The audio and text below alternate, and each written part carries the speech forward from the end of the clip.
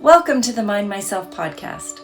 I'm Esther, and it is my pleasure to be bringing you information about healthcare approaches, health issues, and people's health journey stories, all from the complementary, holistic, and integrative perspectives, helping you become your own best health advocate and helping you make your own informed choices because you matter. Welcome to the Mind Myself podcast. I'm Esther, and I have the pleasure of speaking today to our guest, Darren McConaughey. Darren, why don't you start off by telling our listeners a little bit about who you are and your credentials? Awesome, Esther. Well, thanks for having me. Obviously, my name's Darren. I'm an athletic therapist, an osteopathic practitioner, and a strength and conditioning coach by background. I merge the worlds of manual therapy and movement, and I do this through my new website and business called Reconditioning Hub. Fantastic. So today we're talking about an issue that we have considered commonplace for years and years now, and it's breast implants. And breast implant illness is something that I know you've studied. Can you talk a little bit about what is breast implant illness and just some of the context around that? Sure. Well, it's interesting. So when you say I've studied it, I did my final research in osteopathy on a case study with regards to breast implant illness. So breast implant illness is more or less a recent phenomenon, at least in a recognized form of giving it a name of breast implant illness. Is very much a catch-all phrase because breast implant illness encompasses so many things. I could read you the list. There's like 50 different things from, fatigue, menstrual issues, musculoskeletal pain, headaches, insomnia. It's crazy. All of the symptoms that would fall under what we call breast implant illness is vast. And so it's become more of a recent phenomenon because of people sharing their stories on social media.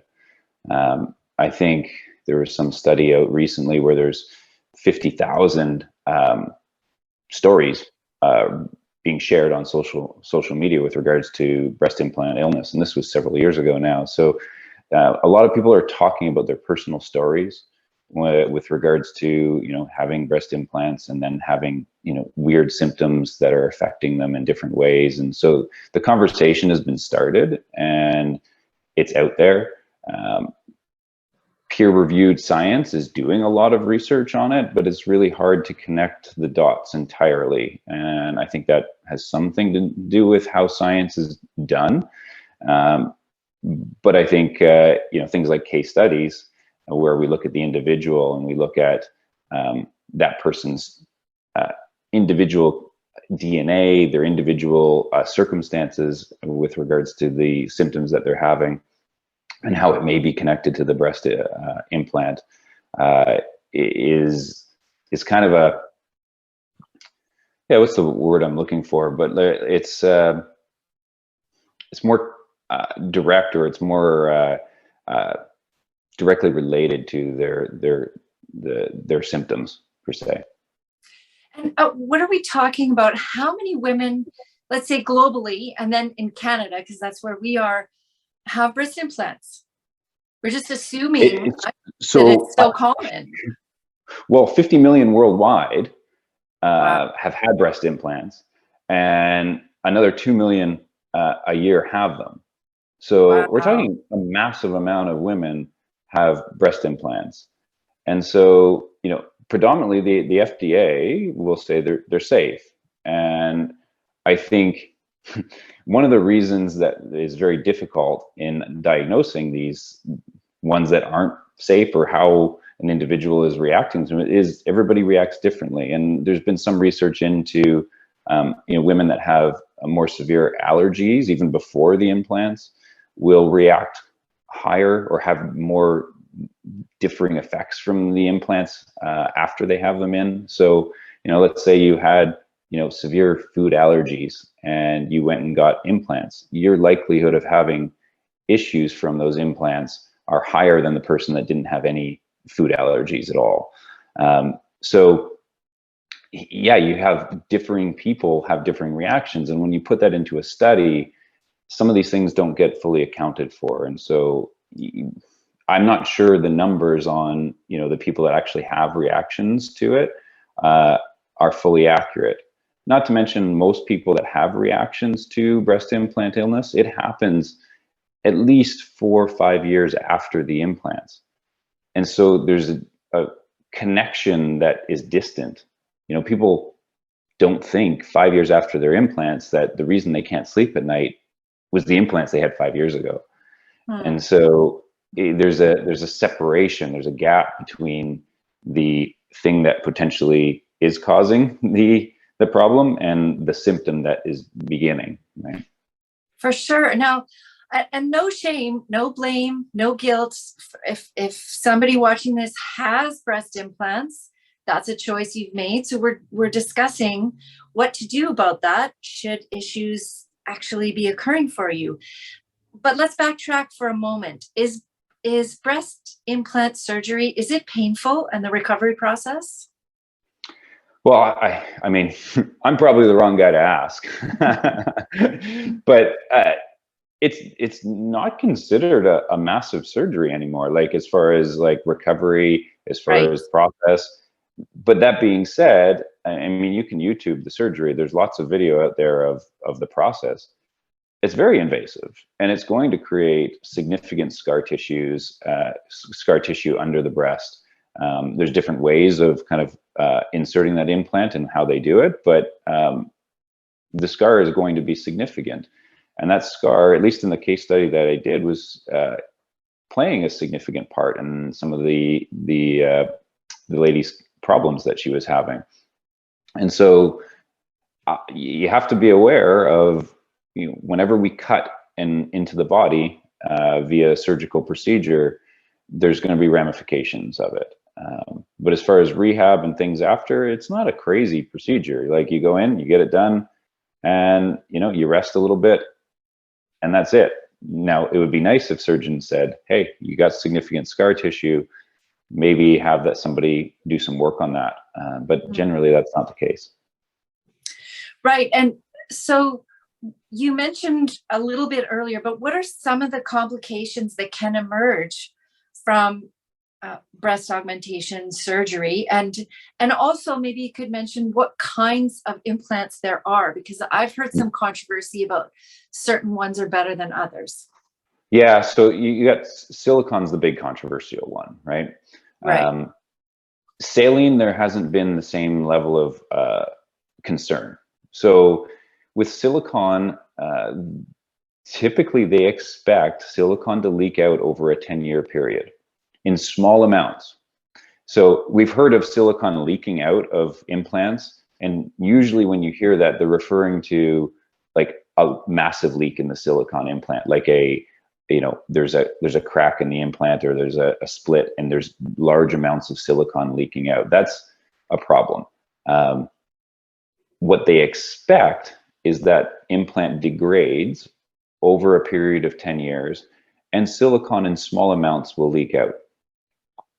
They don't believe, and when I say the consensus of research is that the amounts of silicone leaking out over 10 years is so small that it shouldn't affect the body.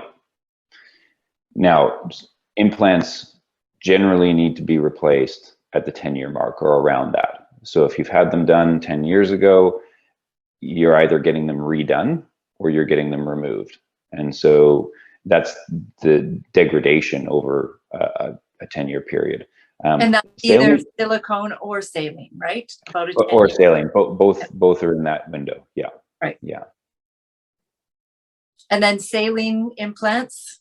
Yeah. Saline, there hasn't been as many concerns around the saline as far as it's leaking out. Saline isn't, obviously it's not the same sort of biochemical product that silicone is. But the concern that I would have more on the silicone isn't so much the or sorry, the saline isn't so much the saline leaking out as it is the surgical intervention, the scar tissue that's created by the implant. Mm. So that can be worked with, and there can be a lot of things to be done around it. It's just the recognition that it needs that work. Right. And so again, a little bit more on some of the issues that can arise or emerge, or complications that can emerge from this over time. You said maybe they don't emerge till 4 or 5 years later. So Yeah. let's get into the nitty gritty on some of these. Sure. So maybe if I talk about my case study a little bit, because I think this is probably a fairly good example. Sure. So this lady was 32 years old, came and saw me, word of mouth referral. She had seen everybody under the sun for debilitating hip pain. This was her primary concern, but she also had numbing and tingling in her hands. She had a history of insomnia, miscarriages. And so, but her primary reason for seeing me was this left hip pain that she couldn't walk normally. It was a limp. She was very active. She's in the fitness industry. She was a mother of a 2.5-year-old. So she had big things going on in her life that she needed to be mobile for, and she couldn't move. So that was sort of the context of her seeing me. She was about to have surgery down in the States because every doctor she had seen here had said, we don't know what this is. She had an MRI that showed a small labral tear. Yeah, surgeons in Canada weren't really willing to do a surgery on it, but she found somebody down in the States that was like, well, I'll do it for you, but I don't think. What's a labral tear? What's a labral tear? So in the hip, you have, it's like cartilage, right? It helps the ball and socket move smoothly, you know, and oftentimes people have some form of small nicks or tears in it, and it's asymptomatic. We don't know. But in this case, she had an MRI that showed a little bit of a tear, nothing else they could find. Well, let's fix the tear and see if you're doing better. So she said, look, I'm going to see you to start, and that's my next resort. And so we undertook a 3-month process of working through all sorts of stuff. We worked together on movement, treatment, and we got her to a reasonable place. She had to do her movement routine. She was seeing me at that point after the 3 months once a month, and she was otherwise living a normal life. If she did not do her movement stuff or missed the treatment session with me, things started to come back. And when I say come back, I'm talking directly about her limp and the pain in her hip. She still had insomnia. The numbing in her hands had improved a little bit, but not fully.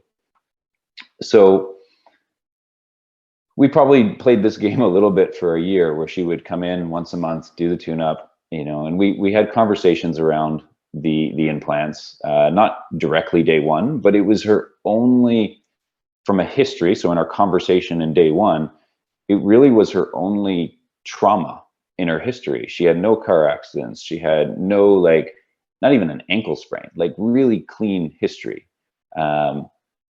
So it was the only thing that was a trauma. And through treatment, I kept kind of having to treat an area in her mid-back and then around the scars. And that was sort of where I kept getting led back to. The area in her mid-back's interesting because breast implants will change instantly your lines of gravity, or how you carry yourself. So if you think of waking up tomorrow morning and now you have X amount of weight on your chest that you never had before. Right. Now everything has to compensate and deal with it immediately. It's not like you weight trained, or over time you put on some weight and your body could progressively sort of adapt to it. It's instant. And so there's an area in her mid back that I kept having to treat because it changed her posture. So anyways, we played this game for a year, almost a year, where it was like going back and forth, once a month treat. And finally she's like, look, I think I'm going to have these removed. It was coming up on 10 years from when she had them put in. And her symptoms, all of these symptoms didn't start till about 3 years prior to her seeing me. So 7 years since her implants were put in. So she said, I think I'm going to have them removed. She had them removed. This is probably a year ago now. And she sent me a text saying immediately after the surgery, her pain was gone. And I was like, okay, well, let's give it a time. Like, you're probably still on some drugs right now. Let's give it a little bit of time. So she came and saw me in the office. I think it was maybe 2 or 3 months after the explant surgery. And she said, I don't have any of my pain. My numbness in my hands is gone. I don't have the hip pain. Her limp was completely gone. And she said, I haven't really been as consistent with the exercises that you've given me. I just haven't been able to do them. And so I don't have any of the symptoms that I've had. Now, interestingly enough, and this may be anecdotal, but she had gone through 7 miscarriages and 1 stillbirth. She had her 2.5-year-old daughter was, I think, somewhere in the middle of those miscarriages. Okay. When I was treating her, she suffered another miscarriage. So she had a big history of issues there. About 2-3 months after her explant, she conceived. Wow. She gave birth Amazing. this summer. I think it was earlier this summer, to her 2nd child. And so, yeah, maybe a little anecdotal, right? Like, strange coincidence. There's no way we could ever prove that this was the result, because she did have 1 child in there. So, but on the list of things from, breast implant illness, the list of problems, this is listed as one of them. So she was diagnosed with all sorts of things from doctors. And the last one basically was in the realm of psychosomatic. So it was in her head. Now, if you think about this, women with breast implants are 3 times more likely to commit suicide. Why that is, we don't know. But if you take a woman suffering from breast implant illness, who has legit concerns, who has symptoms, but they just can't figure out why those symptoms exist, and now we label you as having, it's in your head, this is not good. No. And so, so this is what we're sort of facing at this point in time with breast implant illness. A lot of women are talking about it. I think earlier, it was actually just in May, if you're familiar with Danica Patrick. Do you know who Danica Patrick is? No. So she was a race car driver, first female race car driver, fairly successful career in a very male-dominated arena. And she just came out in May. I think she turned 40. She had breast implants when she was 32, I believe. And so she just came out and has said she had them removed. And she was having all sorts of different, like, thinning hair, different sort of symptoms, weird symptoms on that end. And she had them removed and her symptoms have cleared up. And so she's been very outspoken about breast implant illness. So you're getting different celebrities that are sort of out there saying, like, hey, like, maybe we should look into this a little deeper. Wow, when we're coming to almost the end of our talk here, this is so fascinating. We could go into this for a lot longer. Okay. So if a woman watching this or listening to this today has breast implants, what should she be paying attention to? Maybe things she's not linked to the breast implants in the past, but what would you say women who have breast implants need to be paying attention to? Yeah, 100. If you're having just weird, odd symptoms that have come out of the blue with no connection to an injury or some sort of surgery or some change in lifestyle, I think these are things that you need to document, and don't brush them off, and do everything you can to get an objective measurement of something. Do your blood work, go through all of the regular medical forms of or avenues of identifying health markers. And when you've exhausted all of that and there's no problem, then you need to start looking at some alternative things. And we talked briefly before this podcast about measuring sleep and heart rate variability and things like that. Create a marker, and now start to see people like me come out, and we can start to work through a process that looks at things a little bit differently than perhaps the Western medicine perspective. Wow.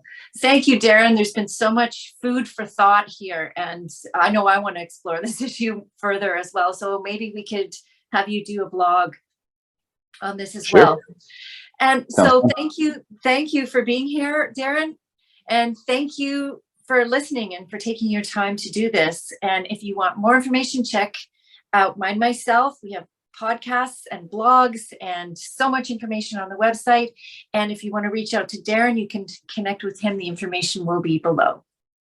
Awesome. Thanks, Esther. Thank you. Thank you for being with us at the Mind Myself podcast today. We know that time is precious, and you've spent some of your valuable time with us. We're grateful. If you would like to reach out to our guests directly, the information is below. And if you would like more from Mind Myself, that information is also below. Please visit our website and check out all the information about the different complementary, holistic, and integrative healthcare approaches, information about health issues, more podcasts, tons of blogs, and we even have a community page for you where you could reach out and tell your story safely, or you could ask questions, and perhaps somebody else in the world is going through something similar to you. In any case, we're so glad you're with us, and we're doing this because you matter.